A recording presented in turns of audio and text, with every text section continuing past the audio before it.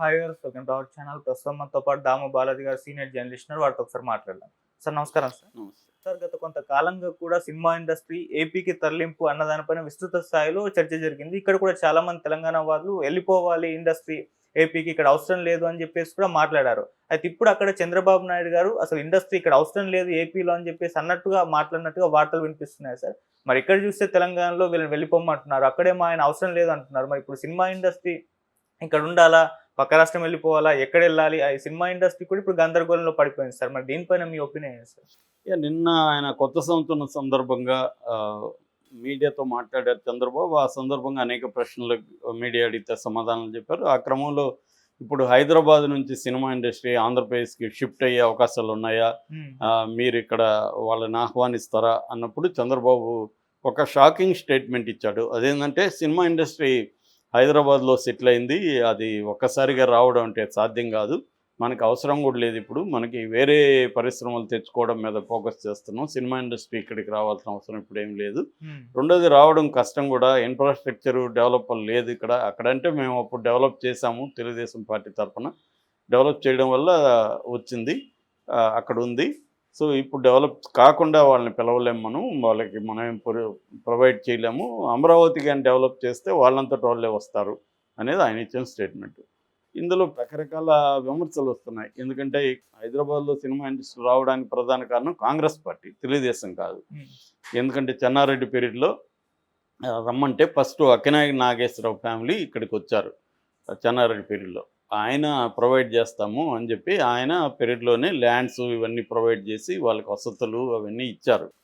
అప్పట్లో ఇక్కడేమి ఇప్పుడు అనుకుంటున్నారు, ఇప్పుడు వాల్యూ పెరిగిపోయింది కాబట్టి, అప్పుడు ఇక్కడంతా రాళ్ళు రొప్పలే ఉన్నాయి వాళ్ళు తీసుకున్నప్పుడు.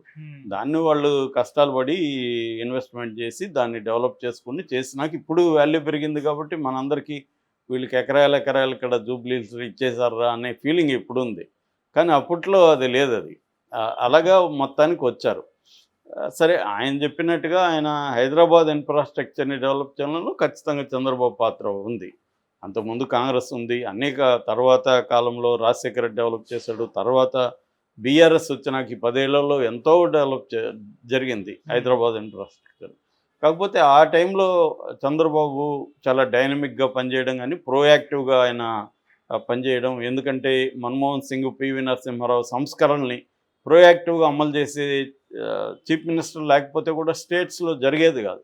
అప్పట్లో ఇక్కడ చంద్రబాబు కానీ, ఆ టైంలో కర్ణాటకలో ఉన్న ఎస్ఎం కృష్ణ ఇలాంటి వాళ్ళు బాగా ప్రోయాక్టివ్గా చేయబట్టే మనకి బెంగళూరు కూడా బ్రహ్మాండంగా అభివృద్ధి కావడానికి. అక్కడ ఎస్ఎం కృష్ణ కాంగ్రెస్ ముఖ్యమంత్రి. నేను ఆ టైంలో అక్కడే ఉన్నా, బెంగళూరులో ఉన్నాను. నేను 97 నుంచి 2000 వరకు నేను బెంగళూరులో ఉన్నా. సో అప్పుడు అక్కడ చూసేవాడిని. చాలా అభివృద్ధి అనేది అక్కడ కూడా జరిగింది. అదే టైంలో చంద్రబాబు కూడా ఇక్కడ మంచి చేశారు. సో ఆ యాంగిల్లో ఆయన చెప్పాడు. ఆయన చెప్పిన దాంట్లో ఒక వాస్తవం ఏంటి, ఏదైనా ఒక పరిశ్రమ రావాలంటే మౌలిక వసతులు అనేవి ఇంపార్టెంట్ ఆ పరిశ్రమకి. ఇప్పుడు ఏదన్నా ఒక కార్ల మ్యానుఫ్యాక్చరింగ్ కావాలి, కార్ల మ్యానుఫ్యాక్చరింగ్కి ఫస్ట్ రోడ్లు బాగుండాలి, అక్కడ ఫ్యాక్టరీకి సంబంధించి ల్యాండ్ బాగుండాలి, దానికి కనెక్టివిటీ ఉండాలి, తర్వాత అక్కడ వాటర్ సోర్స్ ఉండాలి, పవర్ ఉండాలి, ఇవి ఇన్ఫ్రాస్ట్రక్చర్ ఇవి. అందుకనే మనకి స్వాతంత్రం వచ్చిన తర్వాత ప్రధానంగా పరిశ్రమలన్నీ కూడా ప్రభుత్వ ఆధ్వర్యంలో ఎందుకు నడిచాయి అంటే, ప్రైవేటు ఇన్ఫ్రాస్ట్రక్చర్ని ప్రైవేట్ అప్పట్లో డెవలప్ చేసే పరిస్థితి లేదు కాబట్టి ప్రభుత్వమే ఇన్ఫ్రాస్ట్రక్చర్ రంగం, మౌలిక వసతుల రంగాలన్నీ కూడా ప్రభుత్వం కంట్రోల్లో ఉండడం వల్లనే డ్యాములు కానీ, రోడ్లు కానీ, లేకపోతే ఇట్లాంటి ఇన్ఫ్రాస్ట్రక్చర్ ప్రాజెక్టులు, పవర్ కానీ, ఇవన్నీ కూడా గవర్నమెంట్ డెవలప్ చేసిన తర్వాత పరిశ్రమలో వస్తారు. వాళ్ళే వచ్చి రోడ్లు వేసుకొని వాళ్ళే పవర్ పెట్టుకొని అన్నీ చేయడం అనేది సాధ్యం కాదు. ఇప్పుడంటే రోడ్ల దీంట్లో కూడా వాళ్ళని ఇన్వాల్వ్ చేస్తున్నారు. ప్రైవేటీకరణ అనేది ఇప్పుడు ఒక కొత్త రూపం సంతరించుకుంది, అప్పట్లో అది లేదనమాట. సో అలాగా చంద్రబాబు చెప్పిన దాంట్లో కొంత వాస్తవం ఏంటంటే మౌలిక వసతులు ఉండాలి. సో సినిమా ఇండస్ట్రీ ఇక్కడ ఎందుకు అసలు ఈ చర్చ వచ్చిందంటే, అల్లు అర్జున్ విషయంలో, సంధ్య థియేటర్ జరిగిన ప్రమాదం విషయంలో cinema industry versus Telangana Congress అనేది ఏర్పడిపోయింది. ఇక్కడ తెలంగాణలో బీఆర్ఎస్ కానీ బీజేపీ కానీ సినిమా ఇండస్ట్రీని విమర్శించట్లేదు, ఓన్లీ కాంగ్రెస్ పార్టీ వాళ్ళు విమర్శిస్తున్నారు. ఇక్కడ ఎవరు విమర్శించినా ఎలాగైపోతుందంటే వాళ్ళు కానీ ఆంధ్ర వాళ్ళు అయితే, అదే నార్త్ ఇండియా వాళ్ళు ఇంకోటి అయితే ఈ చర్చ రాదు. ఆంధ్ర వాళ్ళు అయితే వచ్చేసరికి ఏమవుతుందంటే మీరు మీ ఆంధ్రాకి వెళ్ళిపోండి, ఇక్కడ ఎందుకు ఉన్నారు, మా తెలంగాణ ఇది అన్న ఒక వెర్షన్ కొంతమంది మాట్లాడతారు. అది ప్రభుత్వ పాయింట్ ఆఫ్ వ్యూ కాదు. ప్రభుత్వం అలా మాట్లాడదు. ప్రభుత్వం ఇంకా అన్ని రాష్ట్రాల నుంచి విదేశాల నుంచి కూడా వచ్చి ఇక్కడ పెట్టుబడులు పెట్టండి అని కదా ఏ ప్రభుత్వాలైనా పిలుస్తాయి.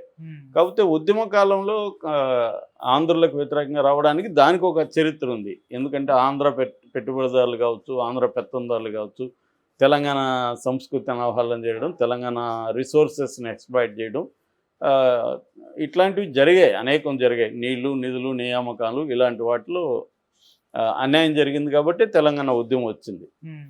కాబట్టి అది ఇదైంది. కానీ ఒక్కసారి తెలంగాణ ఏర్పడి 10 ఏళ్ళైనా కూడా మళ్ళీ వీళ్ళు ఎప్పుడు గొడవ వచ్చినా మీరు ఆంధ్రాకి వెళ్ళిపోండి అంటున్నారు, మనం ఎందుకు ఈ ఇబ్బందులు పడాలి, మనం వెళ్ళిపోవచ్చు కదా అని కొంతమంది అనుకుంటున్నట్టుగా వార్తలు వచ్చాయి. నిజానికి ఎవరు కూడా వెళ్ళే పరిస్థితి లేదు. ఆయన ఎవరో ప్రొడ్యూసర్ కూడా స్టేట్మెంట్ ఇచ్చాడు కదా, నాగవంశీ కూడా, నా ఇల్లు ఇక్కడే ఉంది, నేను ఇప్పుడు ఎక్కడికి షిఫ్ట్ అవుతాను.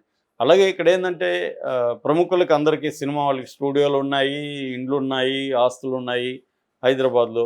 వీటిని ఇప్పటికిప్పుడు అమ్ముకోను ఇంకొకటి చేసుకొని వాళ్ళు వెళ్ళలేరు. అక్కడ పోయి ఎక్కడ ఉండాలి, అక్కడ దీంట్లో సగం 50% సిటీ కూడా లేదు కదా, అక్కడ 20% సిటీ కూడా లేదు. అక్కడ పెద్ద సిటీ అంటే వైజాగ్, 15 lakh పాపులేషన్ ఉంది వైజాగ్లో. సో పెద్ద సిటీలు లేవు, అక్కడ స్టూడియోలు పెద్ద స్టూడియోలు లేవు. ఇక్కడ రామోజీ ఫిల్మ్ సిటీ ఉంది, నానక్రామ్ కూడా రామనాయుడుది ఉంది. ఇక్కడ అన్ని రకాల స్టూడియోలు ఉన్నాయి. అంటే షూటింగ్కి అనుకూలమైన స్టూడియోస్ ఉంటాయి, తర్వాత పోస్ట్ ప్రొడక్షన్ అవన్నీ ఇక్కడే ఉన్నాయి. ఇవన్నీ లేకుండా సినిమా ఇండస్ట్రీ ఎట్లా షిఫ్ట్ అవుతుంది అక్కడికి? కాకపోతే ఏంటంటే అక్కడ లొకేషన్స్ ఉంటే లొకేషన్స్ ఎక్కడున్నా తీస్తారు. ఇప్పుడు రాజమౌళి సినిమా మహేష్ బాబుది అమెజాన్ అడవుల్లో తీస్తున్నారు. కాబట్టి లొకేషన్స్ ఎక్కడ ఉంటే అక్కడికి వెళ్తారు, అది ఓకే. కానీ సినిమా ఇండస్ట్రీ వెళ్ళడం అంటే ఏంటి? బేసిక్గా షూటింగ్స్, అంటే ప్రొడక్షను, ప్రీ ప్రొడక్షన్ ఎక్కడైనా చేసుకోవచ్చు, ప్రొడక్షను తర్వాత పోస్ట్ ప్రొడక్షన్, ఈ 2 ప్రధానమైన అంశాలు. ఈ 2 చేయాలంటే ఇన్ఫ్రాస్ట్రక్చర్ ఉండాలి. రెండోది హ్యూమన్ రిసోర్స్. ఇక్కడ టెక్నీషియన్స్ దగ్గర నుంచి జూనియర్ ఆర్టిస్ట్ దగ్గర నుంచి అందరూ ఎస్టాబ్లిష్ అయిపోయినారు. వీళ్ళందరూ ఇప్పుడు అక్కడికి వెళ్ళడం కష్టం. అక్కడ తయారు చేసుకోవాలంటే అక్కడ ఎడిటర్లు, కెమెరామెన్ వీళ్ళందరూ తయారవ్వాలంటే అక్కడ టైం పడుతుంది కదా. కాబట్టి ఇబ్బంది. ఇప్పుడు నేషనల్ లెవెల్లో కూడా హిందీ ఫిల్మ్ ఇండస్ట్రీ, హిందీ మాట్లాడే వాళ్ళు చాలా రాష్ట్రాల్లో ఉన్నప్పటికీ ముంబైలోనే ఎందుకు హిందీ ఫిల్మ్ ఇండస్ట్రీ ఉంది, మిగతా రాష్ట్రాలకు ఎందుకు వెళ్ళలేదు అంటే అది కూడా అక్కడ కూడా ఆన్సర్ అంతే. తమిళనాడు అయినా అంతే. తమిళనాడులో చెన్నైలోనే ఉంది కదా, మిగతా మదురై, కోయంబత్తూరులో ఎందుకు ఇండస్ట్రీ లేదు? సో ఎక్కడైనా కూడా ఒక సిటీలో ఇన్ఫ్రాస్ట్రక్చర్ అంతా డెవలప్ అయి ఉంటుంది, దానికి సంబంధించిన మొత్తం సిస్టమ్, ఎకో సిస్టమ్ అంతా ఒక దగ్గర ఉంటుంది కాబట్టి అక్కడే ఇదవుతుంది అన్నమాట. దీన్ని డీసెంట్రలైజ్ చేయకూడదు అనేం కాదు, కానీ అది టైం పడుతుంది. డీసెంట్రలైజ్ చేయాలి కూడా. ఎందుకంటే ఇవాళ టెక్నాలజీ వచ్చినాక ఒక దగ్గరే ఉండి సినిమాలు తీయాల్సిన అవసరం లేదు, ఎక్కడైనా ఉండి సినిమాలు తీయచ్చు. కాకపోతే ఏంటంటే పెద్ద సినిమాలు చేయాలనుకుంటే మాత్రం ఈ ఇన్ఫ్రాస్ట్రక్చర్ అంతా, చిన్న సినిమాలకి పెద్ద ప్రాబ్లం లేదు, ఏదో ఒక 2 కెమెరాలు తీసుకొని వెళ్ళిపోతే. ఇవాళ పోస్ట్ ప్రొడక్షన్ కూడా యూనిట్ తీసుకెళ్ళిపోవచ్చు. మేము కిల్లింగ్ వీరప్పన్ ఆర్జీవితో చేసినప్పుడు ఎక్కడో అడవిలో చేసాం, ఎల్లాపూర్ ఫారెస్ట్లో ఎడిటింగ్ సెటప్ తీసుకెళ్ళిపోయినాం. అక్కడే ఏ రోజుకి ఆ రోజు ఫుటేజ్ ఎడిటెడ్ అయిపోయేది. సో అలాగా ఇవాళ డీటెయిల్ టెక్నాలజీ కాబట్టి ఎక్కడైనా చేసుకోవచ్చు. ఇవాళ ఇంటర్నెట్ కూడా వైఫై బాగుంటుంది, ఎక్కడైనా అప్లోడ్లు డౌన్లోడ్లు చేసుకోవచ్చు. కాబట్టి చిన్న సినిమాలకి ప్రాబ్లం లేదు, కానీ పెద్ద సినిమాలకి అట్లాంటి వాటికి కష్టం. టెక్నీషియన్లు, ఇప్పుడు రామ్ గోపాల్ వర్మ అంటే ఆయన పద్ధతి వేరు, గిరిల్లా ఫిల్మ్ మేకింగ్ స్టైల్ ఉంటుంది ఆయనది.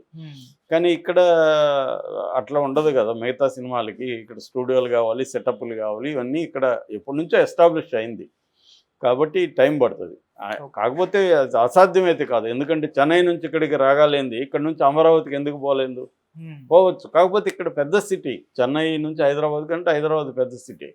అక్కడ అమరావతి ఇలాంటి సిటీగా ఇలాంటిది కాదు. దీంట్లో 20% అవ్వాలన్నా 20 years పడుతుంది, అంత ఈజీ ఏం కాదు అక్కడ. ఎందుకంటే పెద్ద ఎత్తున డబ్బులు పెట్టాలి, దాని మీద ఇన్వెస్ట్ చేయాలి, అంత